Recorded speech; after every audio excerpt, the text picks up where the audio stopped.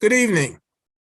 Thank you for joining us for this most important public conversation about one of the most talked about and yet most misunderstood topics in American society, politics and culture, critical race theory, or CRT. I'm Ken Clark, Director of the Tompkins County Office of Human Rights.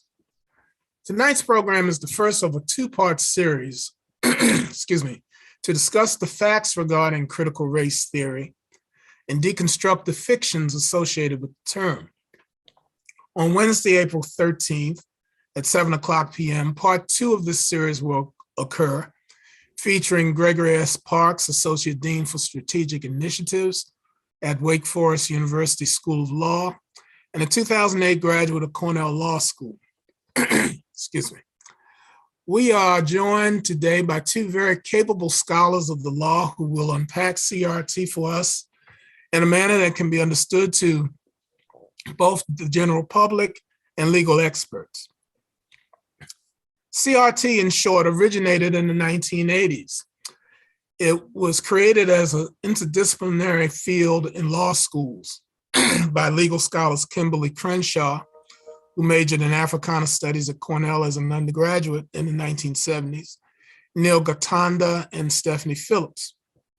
CRT is an analytical tool which, in Crenshaw's own words, explores how racial inequality was historically structured into the fabric of the American Republic, reinforced by law, insulated by the founding Constitution, and embedded in the infrastructure of American society. CRT is not taught in public schools, where in a number of cases, curriculum, training, and readings have been used to examine the history of American racism in its contemporary reality. It is not taught in diversity, equity, and inclusion trainings, reading and discussion groups, and places of employment. It may inform anti-racist writing and activism, such as that of Ibram X. Kendi and numerous others, but is not typically the framework used by these writers and activists. Yet CRT has become a cudgel in the hands of politicians, parents, and pundits to attack any effort that pursues an honest reckoning with America's racist past and present. Edweek.org reports that since January 2021, 42 states have introduced bills or taken other steps that will restrict teaching critical race theory or limit how teachers can discuss racism and sexism, according to an Education Week analysis. 15 states have imposed these bans and restrictions either through legislation or other avenues. CRT has been labeled as divisive, blamed for teaching white children to feel bad about themselves, promoting anti-white hatred and indoctrination. Professor Crenshaw drew parallels in a Los Angeles Times opinion piece between the so-called anti-CRT movement and the massive resistance of the Civil Rights era in opposition to the 1954 Supreme Court decision, which ruled public school segregation as unconstitutional. The incapacity of what Crenshaw called an enduring faction of American society that has long resisted a national reckoning of race is one reason critical race theory, properly understood, is necessary. Our two guest speakers will elaborate on this necessity. Our first speaker, Cedric M. Powell, is the Wyatt, Tarrant, and Combs Professor of Law at the Louis D. Brandeis School of Law at the University of Louisville. Professor Powell has written over a broad range of topics in his career, including affirmative action and critical race theory, the First Amendment and hate speech, and the 14th Amendment and structural inequality. Our second speaker, Etienne Toussaint, is assistant professor at the University of South Carolina Law School. Professor Toussaint is a critical legal history scholar of political economy, political theory, and intellectual history, with a focus in particular on urban communities in the United States and the impact of programs that either support or undermine Black chances for social, political, economic, and cultural flourishing. So, Professor Powell, will you please start us off with a conversation about critical race theory? Thank you so much for having me and offering me the chance to offer my views, Dr. Clark. And I'm honored to be here with my colleague and good friend, Professor Toussaint. I am going to underscore several tenets of critical race theory and then plug them into current dialogues about race and racism in American society. Critical race theory is, as you point out, an interdisciplinary study.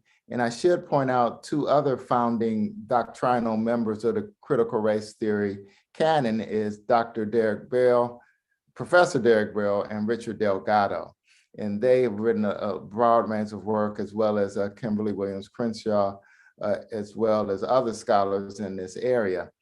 But critical race theory is an attempt to look at structural inequality and systemic racism and the underlying processes that perpetuate and maintain racism. And critical race scholars will say that there are a number of tenets, but four or five of them seem to be prominent in everyone's work. One is that racism is ordinary and difficult to address because it's never really acknowledged. So racism in and of itself is an organizing feature of American society. Another tenet is interest convergence. In other words, there's little incentive to eradicate racism unless it aligns with white interests. One example of this is Brown versus Board of Education, Derek Bell writes about, where Brown declared separate but equal inherently unequal unanimously, but that was only because of the way that the United States was being perceived in the world during the Cold War. So we couldn't continue to oppress people of color and then lecture the rest of the world on democracy if our schools were segregated along a racial line. And so you get a unanimous result, but critical race scholars look at that result as really collateral because it really doesn't embrace substantive equality. Another tenet of critical race theory is that race is socially constructed. Society invents race in order to advance its own interests. So it racializes certain groups. You see, just recently, the former president racialized this notion of Chinese flu in order to advance the flawed and illusory notion that Chinese people were responsible for the pandemic, or criminalizing Black Lives Matter as insurrectionists rather than legitimate political activists, or turning the insurrection inside out and saying that the white supremacists were simply tourists. All of these are ways of signaling and racializing race, and that is another tenet that race is socially constructed. Another is intersectionality. This is where Kimberly Williams Crenshaw comes in because she looks at the fact that no person has a single, easily stated unitary identity. So critical race scholars look at race and how race and other factors function, race and gender, race and disability, race and religion, race and national origin. So there are complex relationships that race has, and the implications are nuanced when you place race with other factors. Another critical race theory tenet is the unique voice of people of color, storytelling. So the anti-critical race theory movement that we are seeing now is an attempt to erase history, to erase the stories of people of color and other oppressed people. Critical race theory really functions on how people tell their stories, not anecdotes, but substantive examples of structural inequality. And then finally, critical race theory focuses on the role of the law in perpetuating subordination. So critical race theory actively engages and critiques neutrality. Most of the law is premised on the fact that the law is neutral, that everyone receives a chance, that everything is open, that systems and processes work in a way that is presumptively fair. But critical race theorists unpack this and look specifically at how neutrality perpetuates inequality. For example, the discriminatory intent requirement under the Equal Protection Clause. You have to show specific discriminatory action by the state itself, which is almost impossible to prove. Or if you look at school desegregation cases, how the US Supreme Court has retreated from the substantive mandate of Brown and looked at basically voluntary choice, which leads to resegregation of schools, or the current debate that we're having now over voting rights, where the Supreme Court says we don't even need a Voting Rights Act. So all of these are examples of critical race theory, how the law is viewed as a reifying influence in perpetuating inequality. Those are the central tenets of critical race theory.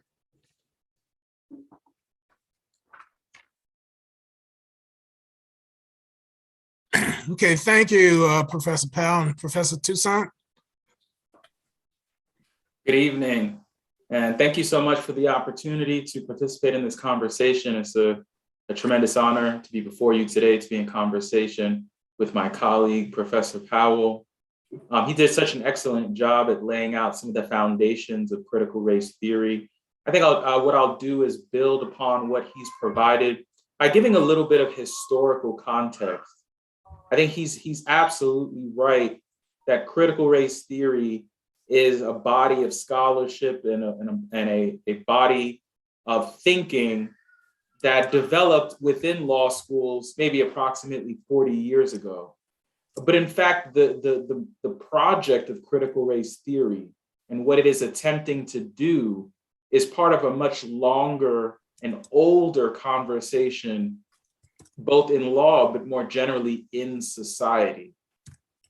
And so I'll actually start us off thinking about how society thought about law prior to the Renaissance period. To me, there are two fundamental questions that critical race theory is sort of tugging at, this conversation that critical race theory enters.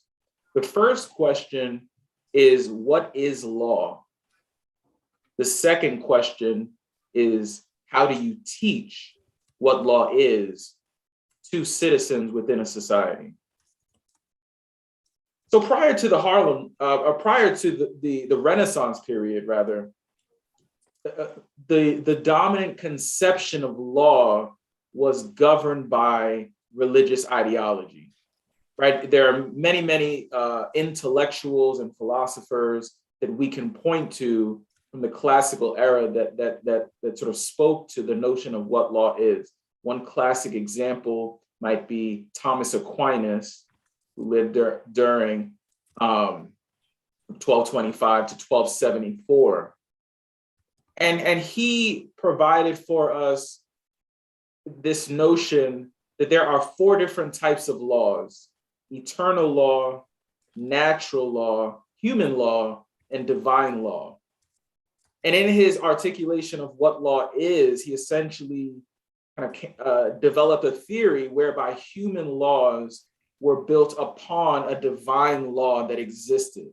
The notion that there are laws that exist that we then inherit, and then we interpret those laws and build upon them to create human laws. So there are certain rules, so to speak, that govern how humans interact with them, sort of moral principles, so to speak. What the Enlightenment era did was challenge the religious dominance on what law meant. And it introduced the notion of science and rationality as a new way to think about how humans interact with one another and the rules that govern human interactions and human behavior. So instead of divine law, we began to think about reason as a way to think about the moral dimensions of how humans choose to behave, what behaviors are deemed good and what behaviors are deemed bad. So that began to call into question the notion that religion is the dominant place where we think about what law is and where law stems from. So you can begin to see why this is becoming very political today in terms of what this debate really means. It really has to get to the core of our notion of morality and ethics in society and how we frame what governs that. The second question then is, how do you teach what law is? So when the United States was founded and became the United States after the American Revolution, we were still building upon a British conception of law, but it was coming out of an Enlightenment era where we were beginning to think about government through this lens of rationality, through this lens of reason, and through these political principles that were being developed by the philosophers and lawyers of that time, right? What does liberty mean? What does equality mean? No longer were they basing the definition of those principles by a divine law. They were basing the definition of those principles by a sort of man-made, rationalized a law, so to speak. The way that lawyers in the United States initially learned the law was actually not going to law school. There were two options initially, if you go back to the 1600s and 1700s. And at that moment, the only people that were studying the law were white men. You either went to the Inns of Court, right, in Europe, or you did what we might call today an apprenticeship, sort of study under someone else who is licensed to practice law. But the study of law at that time also included the study of works of religion, philosophy, literature, the study of law was a more comprehensive assessment of not just the law, but culture, arts that helped to shape how we thought about what law meant. And once we got into the 1800s, there was an effort to shift the study of law into the modern university and to make the study of law into a science. In a sense, it was a desire to make the profession of lawyering more accessible to more members of the society. Of course, that did not include everyone. We were thinking at this time, really, white men as the dominant person that would become a lawyer. When law shifted into the university to be studied as a science, the way this was done was to describe law as formal, as objective, as being described by neutral and objective laws, similar to science. And so by applying neutral and objective laws to fact scenarios, almost like an equation, we could come out with the appropriate decision for every single case that we were assessing. So there was an effort to both study law and think about law in an objective, almost scientific way. And this was described as legal formalism. And it also was part of what most law schools still use today in terms of how you teach that, the case method, which is reading legal opinions, sort of reviewing the facts of those cases, and then applying the principles of law almost in a formulaic fashion to determine what the holding of the case should be, right? And so the point was that the law should be viewed as objective, it should be viewed as neutral and separate from politics, right? The law is in fact outside of society. Immediately, this was met with resistance. So in the late 1800s, early 1900s, individuals resisted this conception of what law is and how you teach it. And their main argument was, well, no, we have to take into account politics. We have to take into account culture. We have to take into account the nuances of what judges and lawyers are doing when they're reviewing these cases. And so this movement, which came to be called the legal realist movement, tried to challenge the notion that the law was abstract, the law was neutral and objective, and really began to push lawyers to think more holistically about what law is and how judgments are rendered. This was largely a scholarly debate, but it also filtered into how law practice began to evolve. Eventually, we get to, and this does in fact change the way we teach law, right? Originally, we're really focused on the study of contracts, property, And eventually, once we get into the mid-20th century, we begin to study more intentionally in law schools, constitutional law, administrative law. So we're beginning to think about the law more broadly and thinking about the political process and how that impacts the development of law. So constitutional law, et cetera, becomes a more foundational part of what it means to study the law in law schools. And then there's a lot of stuff happening historically at the same time. So we have the civil rights movement, you have Vietnam, you have this sort of this social movements that are also impacting what's happening in law schools. And after the civil rights movement, we develop a movement in the law schools called the critical legal studies movement. And this is a movement that actually predates critical race theory. And this was a movement by law professors that we would describe today as left-leaning politically. And they wanted to challenge how the law was being taught and what we thought about what the law is. So again, it's going back to this fundamental debate. What is the law? How do you teach the law? What does the law mean? And their main point was that the law is indeterminate. We describe it as an indeterminacy critique in the legal academy. And what that meant is that when you apply the law to the facts of cases, they lead to unexpected conclusions. And so it's not scientific, but it's very much motivated by the political biases of judges, by sort of how you interpret culture, what's happening in society at the time. All those things sort of come into play.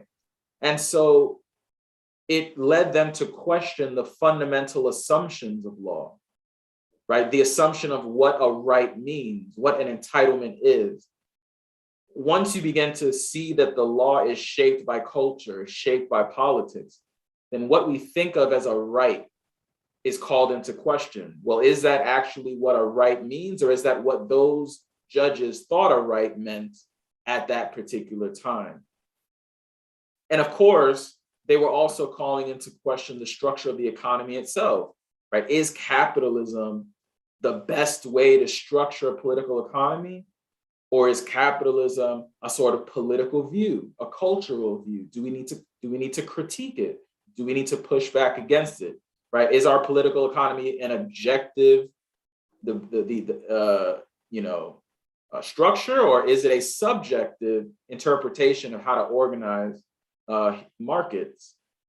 And so they had this debate, and then what Professor Powell so powerfully described, African-American lawyers, African-American scholars said, well, wait, we agree with you that culture plays a role, that politics plays a role in the construction of law, but what we're not talking about is the culture of white supremacy in the United States.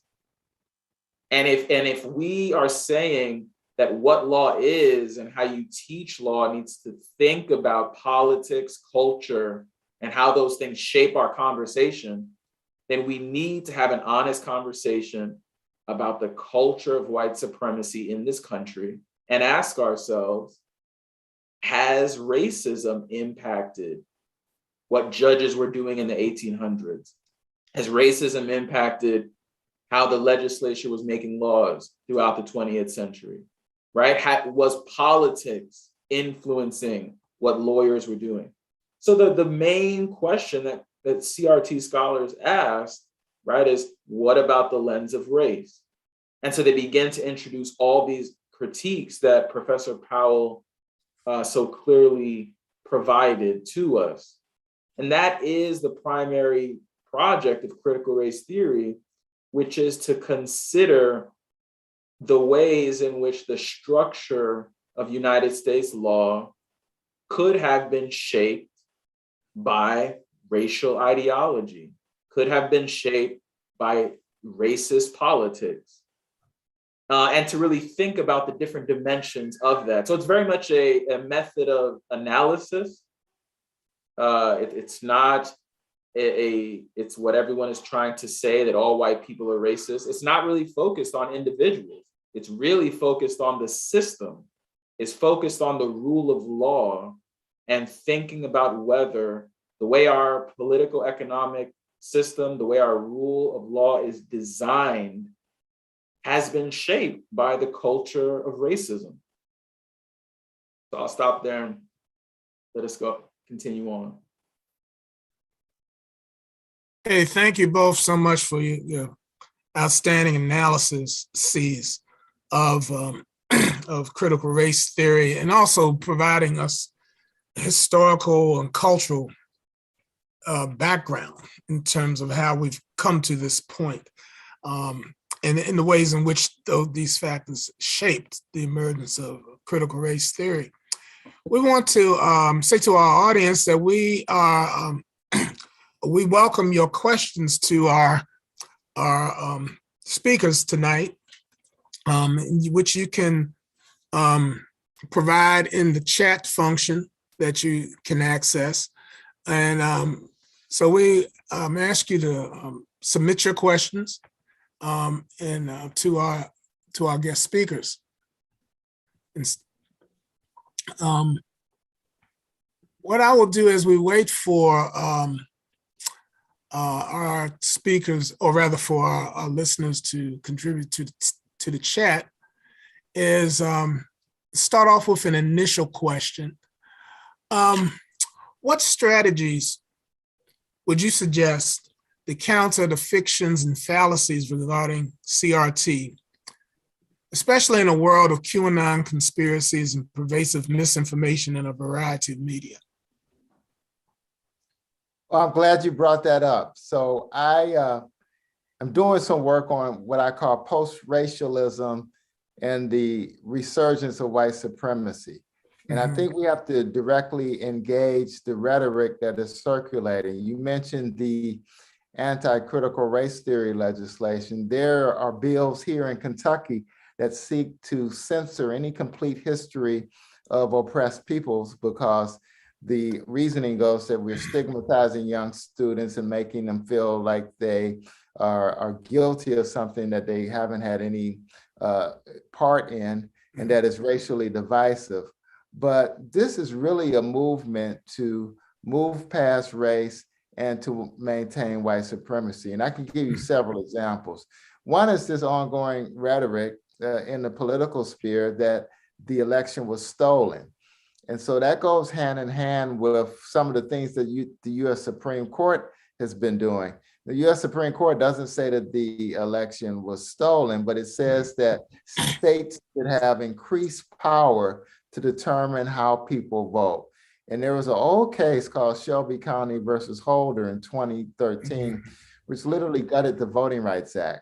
But what is really significant about that opinion is it sent a signal to states that they should be actively engaged in suppressing the votes of people of color and the poor.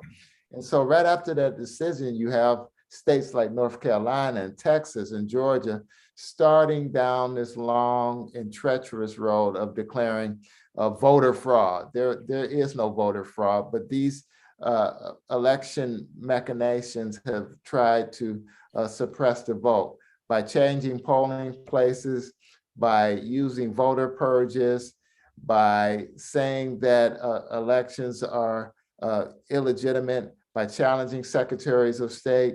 So this is a concerted movement, along with the distorting rhetoric that the election process is flawed and illegitimate. So these voting irregularities means that they have to have audits, which basically delegitimize our political process. That's one example of the ongoing rhetoric that we have to engage. Another is the criminalization of Black protests. You know, this inside out rhetorical move of looking at Black Lives Matter activists who are skilled, who are advancing their claims peacefully in a public square, fully embracing the First Amendment as citizens and advocates, but they're criminalized as criminals. And compared and contrast to insurrectionists on January 6th, who were the true white supremacists, but they're labeled as patriots. So there's this whole criminalization of the Black body and undermining the political message that people are trying to engage in peacefully and constructively. There's also the politicization of mass mandates. This notion of libertarianism means that an individual's interests determine the well-being of the community. And so now you have arguments being made that, well, it's my liberty interest, my rights, without any regard to the community as a whole. Another thing is equating any anti-racist work with being a racist. So that's really the ultimate form of deflection. Whenever you bring up racism, structural inequality, and its effects, you're automatically labeled as someone as divisive. Look at the recent Senate confirmation hearings of Judge Brown Jackson. The same type of rhetoric is circulating there, where they tried to associate her with this fraught term, critical race theory, and that she's using them in her ruling. So this notion has been used to undermine effective Black protests. And then a final thing is the weaponization of the First Amendment as an attack on critical race theory. That's probably the biggest lie of all. And the goal is to create, maintain, and enshrine a celebratory story of whiteness devoid of any mention of the complexity, nuance, and enduring effects of systemic racism and structural inequality. And so then you also have these memory laws, which I call them, that try to erase the history of the United States. We're really legislating now about the history of feelings, and you have whites saying, I feel that I'm being threatened. I feel that I'm being told that I'm guilty of something. So this leads to historical relativism, and we're using now feelings as a device for censorship. So we're trying to totally erase American history through these anti-critical race theory law. So I would encourage everyone to be active, to be engaged. We here in Kentucky have been fighting this anti-critical race theory law through editorials, through marches, through actively engaging with our legislators and trying to push back on this pervasive rhetoric that seeks to characterize people who really want substantive equality to work as going against the system. Professor Etienne? Yeah, I think Professor Powell is exactly right. So I had the opportunity to testify in South Carolina before the legislature on one of these bills that similar to what we've seen going on around the country to ban critical race theory, to ban the 1619 Project. And there were many people testifying and discussing the extent to which, elementary school students, high school students are not learning CRT, and really trying to unpack this. One of the points that I made that I think is quite interesting that is missed, this notion that we need to protect children from anxiety, guilt, trauma. My simple response was, well, if you shift outside of what Toni Morrison called the white gaze, there are many, many children across this country, Black, brown, who have experienced trauma in school settings for decades. I mean, we have all seen the civil rights pictures of little children being marched into school surrounded by soldiers and hecklers, right? I mean, that is the literal trauma of trying to wrestle with this issue. So the notion that students need to be saved from, trauma or angst is the notion that is a new thing, to me, is quite laughable. But outside of all that, I think it is very important to distinguish what we're talking about. I think one of the problems is that we're trying to lump all these topics that Professor Powell kind of noted into one conversation. And to me, there are two central questions.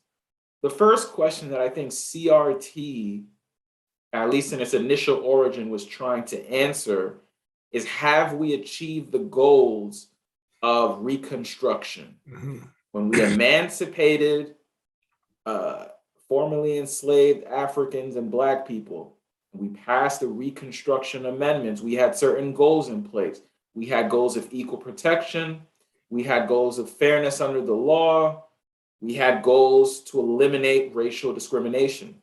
And I think the fundamental question that CRT was trying to get at is, have we achieved those goals? And if we have not, then as a society, what steps do we need to take to make sure that all of our citizens experience equal protection of the laws, all of our citizens experience, the rights and privileges of being an American citizen? That is one question. And that is a question that forces us to think very critically about law, to think very critically about the structure of communities, whether it's education, whether it's economics, whether it's healthcare, to look at all the different facets of society and think about how we can reform so that we can realize, right, that vision of Reconstruction. The second question, I think, is a much deeper question that is a little more difficult to answer, but that is also part of why different factions around the country are getting so animated. And that question is, what does it mean to be an American? Right? Frederick Douglass famously, looked at the 4th of July and said, this has nothing to do with me. Your idea of liberty has nothing to do with my experience and the experience of enslaved Black people.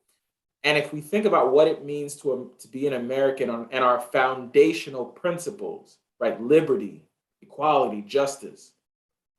When the founders of our country drafted the Constitution, like the play Hamilton said, there were a lot of people not in the room where it happened, right? The Africans, women, they were not in that room. So when those men drafted that Constitution, drafted that vision of what America should be, there were a lot of cultural views that were not taken into account. So when we talk about whether our vision of America today is a truly democratic vision, it's very hard to say that, because the structures of America at its very foundation that we sort of build upon did not contemplate everyone in that initial iteration. So Langston Hughes famously said, "Let America be America again." This idea that we are still working towards achieving what we want, what we think America can be. And I think that's a much deeper question, because it requires a moral reckoning, right? There are many people, if you go across the South, that would say, I'll tell you exactly what it means to be an American, right? They'll point you to a Confederate flag. They'll tell you these are the values of what it means to be American. But then you can go to another community. You can go to a predominantly Black community, et cetera, and say, well, what does it mean to be American for you? And they say, well, for me, being American doesn't mean, leave me alone. Don't tread on me. Being American means I haven't experienced liberty. I've experienced roadblocks. I haven't experienced the kinds of entitlements or rights that I need to flourish. I'm experiencing roadblocks to voting. So there are different experiences of being an American. And I think part of this conversation is trying to answer, what do we want this America to be? Yeah. And that's going to be a very difficult conversation. And if our youngest children are part of that conversation, it's going to be a difficult conversation for them too. Because for some folks, when they sit down at that kitchen table, they may have to say, great-great-grandpa was a slave owner. And we have to think about what that means, but also think about where we're going as a family, where we're going as a country. And I don't think everyone in this country is ready to have that honest conversation. They're trying to, as Professor Powell said, they're trying to erase that memory and pretend some of these things never happened. Well, thank you for that. And just two things that come to mind before we get to a couple of questions that are in the chat.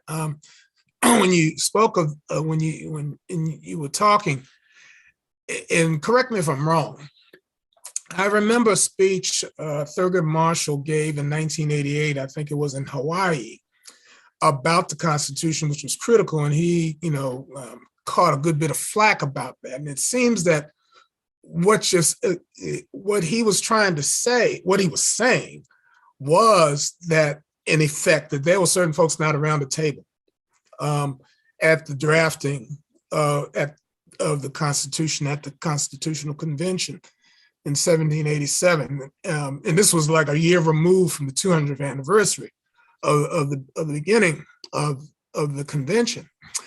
And that's, one of the things that came to mind. I mean, as you see, Marshall, one of the great pillars of the civil rights movement, and who, was making this statement and challenging the prevailing wisdom.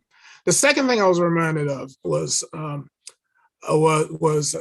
becoming acquainted in a course on the civil rights movement I took in divinity school, where we discussed an article by David Hall at the University of Oklahoma, his article on the 6 fallacies of the Brown decision. And this would have been 1985 at that time, right at about the advent of critical race theory.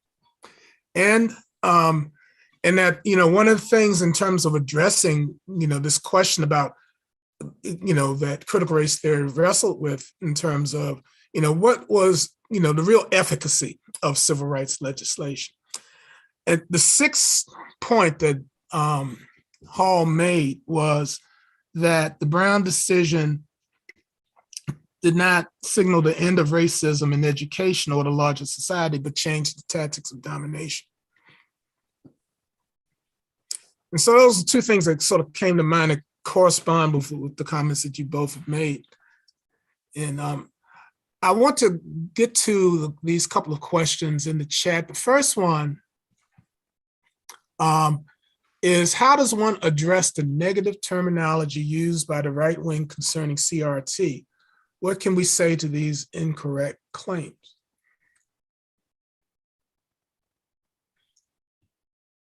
Well, I think it's difficult, but you always have to reframe it by talking about what critical race theory actually does. It seeks to actively critique, assess, analyze, and evaluate how systems and processes and structures advance inequality. And you can show that in a number of different ways. So you always have to push back when people are trying to create space in critical race theory and reinterpret it. So now people are using critical race theory who are against it, and they say, well, it's an indoctrination tool to grow a new group of social justice warriors in teaching them how to hate their country. And so the response to that is, no, we're not doing that. What we're trying to do is give a complete history. First of all, critical race theory isn't taught in elementary school or high school or preschool. It's not indoctrination.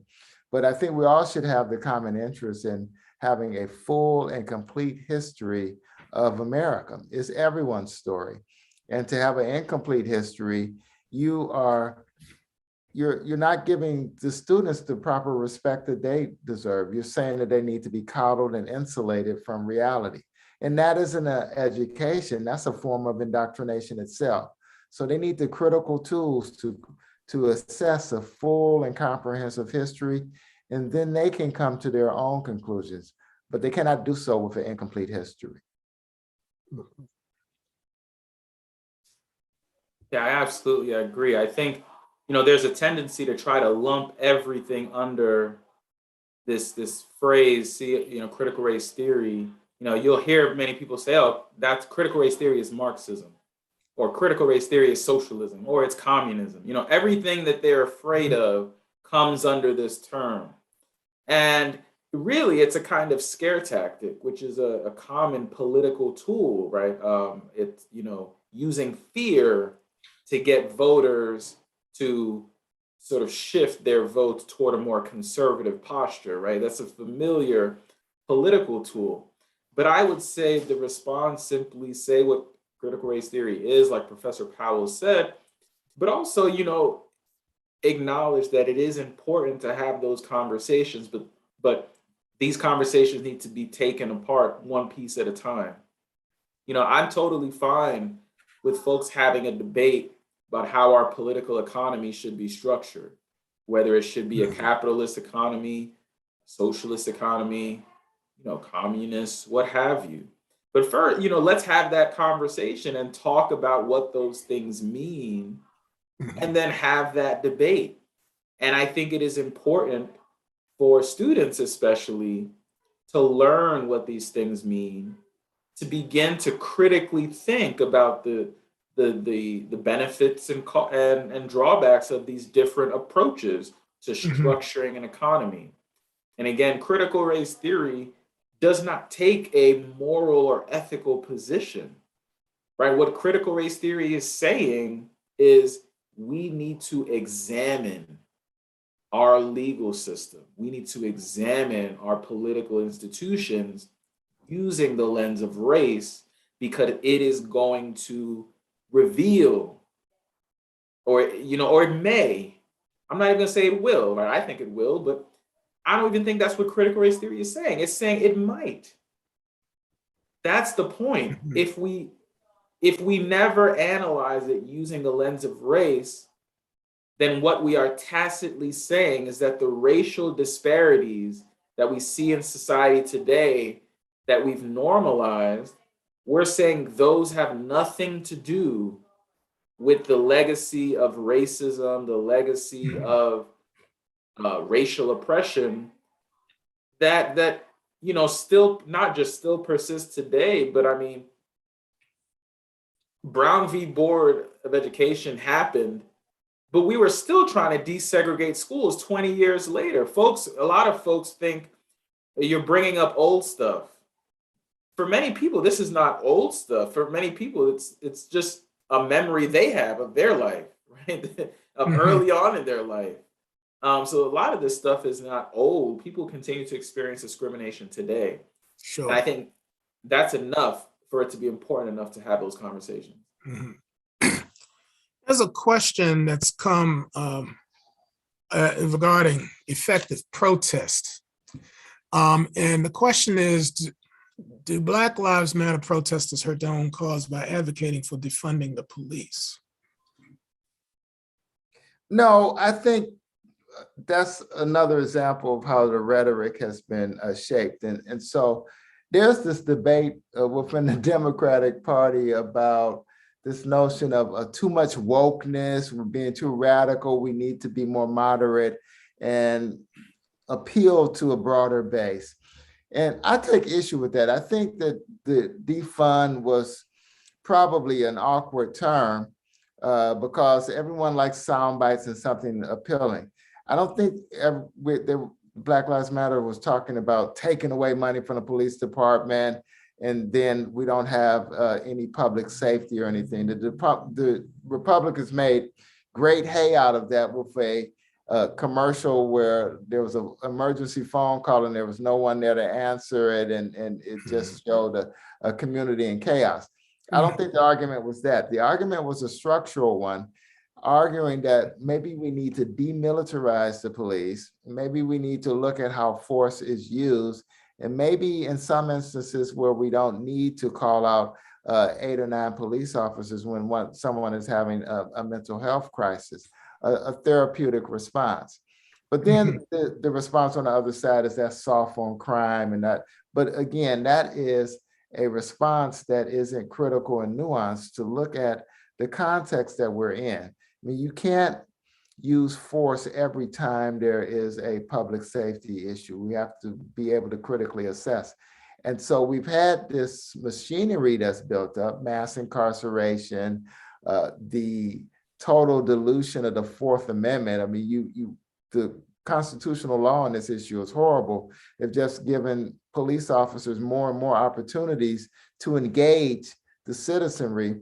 And then whenever the citizenry even asks questions or push back, the response is a violent one. So I think we need to clearly define our terms. I don't think the Black Lives Matter movement hurt its cause. I just think they needed to articulate it better. And people on the listening end need to be more critical in what they're hearing and actually examine what these slogans mean. Yeah, and the other point is that I think that's exactly right? And these are not new conversations. You go back to the 70s, 80s, and the conversation was, how do we shift away from criminalizing low-income Black communities and provide the resources that they need, right? There were groups, I grew up in New York City, in the Bronx. There were groups that we now call gangs, right, that were protesting for healthcare services for individuals in the city that were suffering from drug addictions. And they were saying, we need healthcare. These people are addicted to drugs. We need the government to step in. Instead, what did we do?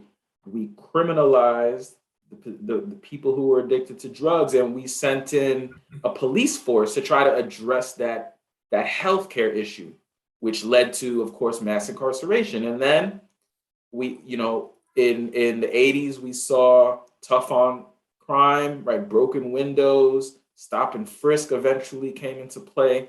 This idea was, if you're poor, you don't have a job, and you're starting to start some trouble, the answer is to lock you up. The answer isn't employment opportunities, infrastructure development, public works programs. The answer is policing. And so there's a long, long history of police as the answer. And I think that is really what this movement has been about, shifting away from police as the answer to every problem in low-income communities. Mm-hmm. Mm-hmm. Okay, thank you. Thank you for your responses. There's another question that we have, is saying that it's not taught in elementary schools a roundabout if the teachers are taught it during their education. I guess the it they're referring to is CRT. Oh, so they're still teaching it anyway, but just not calling it that? Is that it? Yeah, or it's sort of I guess it's Yeah,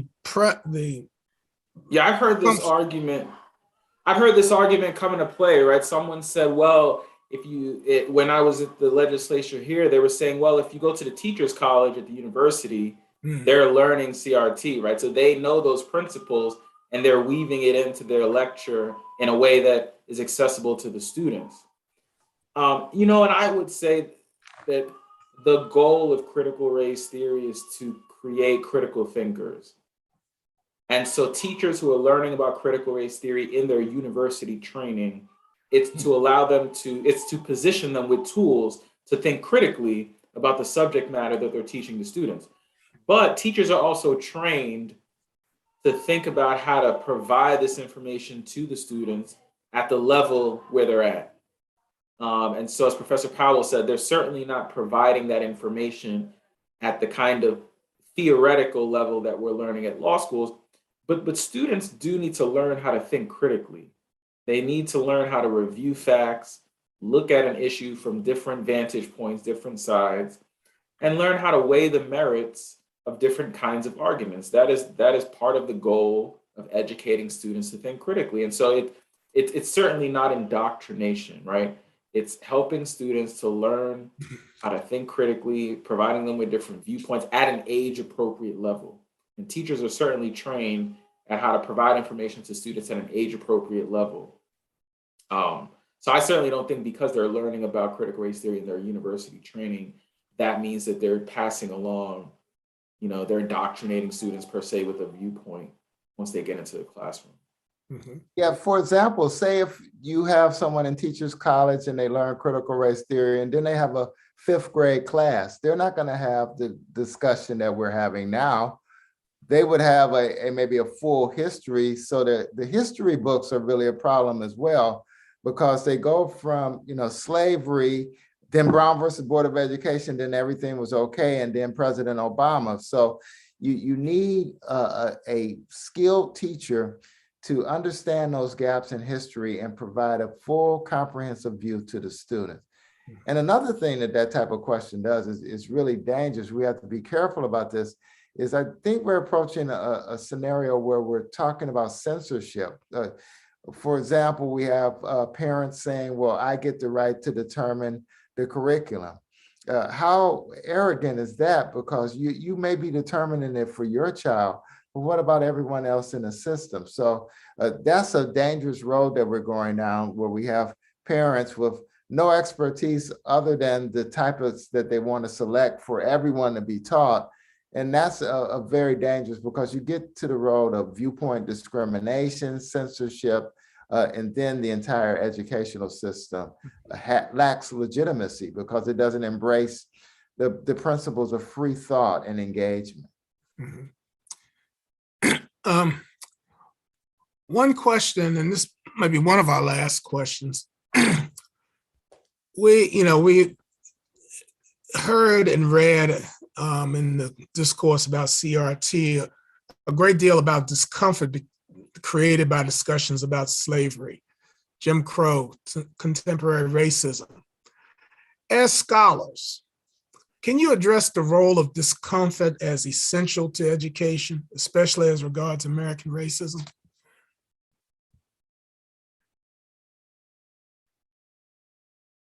Well, that's a heavy one. So I'll approach it this way. I just taught my critical race theory seminar today. And before the semester even begins and I sent out the syllabus, there are guidelines to our discussion. We don't name call, we don't point fingers at people, we don't say you're responsible for all of this. But we recognize that when we talk about race, it's a fraught topic, and there will be discomfort. There's no way around that. But you cannot internalize that discomfort. If we are looking at structural inequality, I'm not saying you, white person, are responsible for this and we're looking at everything that you did and you're guilty. One of the major things that critical race theory does is it's a critique against liberal individualism. In other words, the individual coming to these decisions, and the Constitution only protects individuals, not groups. Critical race theory moves away from that and looks at structures and systems. And so those impacts are devastating and they have huge consequences. So the discussions are bound to be awkward sometimes discomforting, but there's no way to sanitize history. There's no way to sanitize real world conditions. And if we are anything as scholars, our role is to help guide our students and the public in addressing these issues in a nuanced and complex way that is inclusive, but recognizes the reality that these are difficult issues. Yeah, I think that's a perfect answer. You know, I have three sons, and so I'm very sensitive to the desire to want to protect my children, right? I protect them from harm, protect them from danger, protect them from discomfort. But the truth of the matter is, every Black person in America knows that at some point they're going to have to who has a child knows they're going to have to sit down with their child and have the talk, right? To talk about what does it mean to be Black in this country? What does it mean to potentially interact with a police officer, to talk to them about some of the things that they're not going to learn in school, to tell them part of being human in this country means having to potentially face discomfort, to face uncomfortable situations and learning how to navigate those situations successfully, right? With grace, with dignity, with intelligence, with wisdom, and not to, end up doing something harmful to yourself or to someone else. And so I think there's this notion that we can protect children, and maybe there have been certain communities that have been able to shelter their children, so to speak, from having to deal with some of these issues because of our legacy of segregation. But I think part of this racial reckoning, part of coming to terms with what the history of our country is teaching students how to, one of the questions says, can you trust the state to teach critical thinking? Part of teaching students how to think critically is also teaching them how to deal with some of the discomforting things in history, right? Not just the things that affirm them, make them feel good, but the things that might discourage them. Because we all know that the only way you can build a muscle is to break it down, to focus on unique parts of the body one at a time, break it down, and then build it up. And I think the learning process is similarly a process of deconstruction and then reconstruction, right? Let's deconstruct this issue, look at its component parts, try to understand the things that are good, the things that are bad. And that develops in students a kind of character to identify right? How to progress. And so I think the conversation that we need to be having, as Professor Powell said, is not censorship, but how to think critically about the things that we say so that we can avoid harmful communication, harmful behavior, and that so we can have more and more of positive, empowering, uplifting, fair, anti-discriminatory, anti-racist conversations with one another about what we want this country to be, how we want to address the problems that we see around us, and how we want to be better Americans for our children and for the future generation. You know, and that's the role of teachers. That's what teachers are trying to do day in and day out. When I go in my class, I let students know we're going to be fair, we're going to be respectful to one another, just as Professor Powell said, but some of the things we learn, you may not like.